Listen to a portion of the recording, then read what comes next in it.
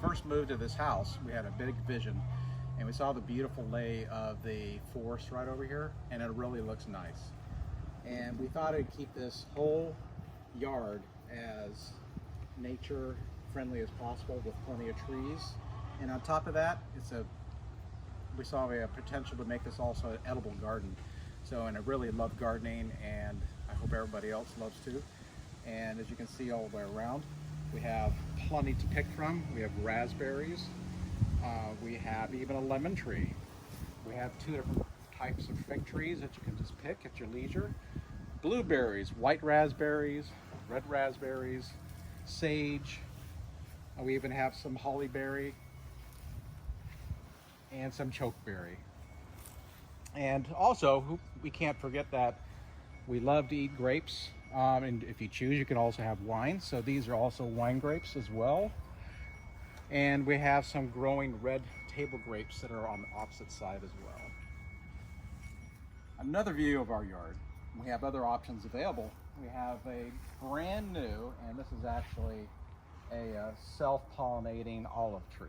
And you can see some olives are already ripening. And from China, we have a Sichuan male and female pepper plant. So this is really extremely spicy, and it's a good addition to your table. We also have a pomegranate. Unfortunately, it doesn't get hot enough here, but it is a pretty little bush as well.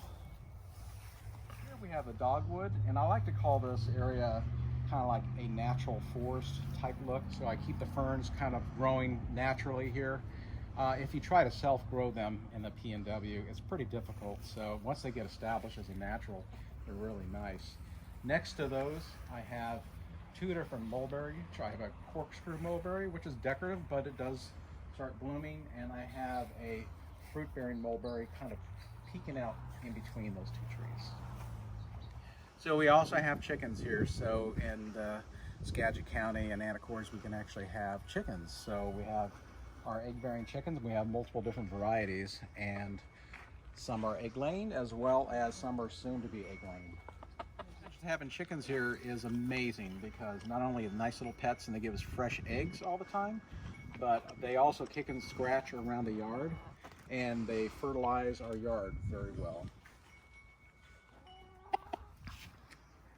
The chicken head. We have a section over here because every one of our areas of the garden has a microclimate, and so different plants favor different parts of light, different moisture. So through trial and error, we actually found a nice little area for another mulberry. We also have boysenberry, currants, blueberries, multiple different varieties in the P&W, and we also have plenty of chives for your baked potatoes, and we also have horseradish that's growing wildly here. So, and a fun thing here for Asian diets, I have lemongrass growing, which is really hard to find.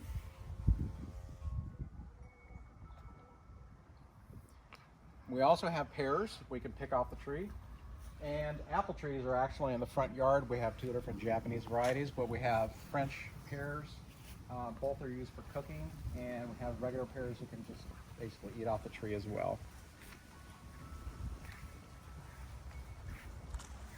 So we have up here plenty of fruit. So we have a brand new addition is apricot here to the left, and to the right we have a brand new Italian plum. We have Vernier and tartan cherries, which are bearing. And then to the left, we also have that very bearing Italian plum. Very juicy, very old and mature. Okay, over here to the right, we have actually a American version of a bayberry, so we can use this for cooking. And I made this special garden area as well. These are honeyberries, and these are actually P&W Canada type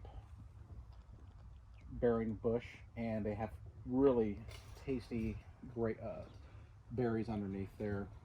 And we have 2 different varieties of apples.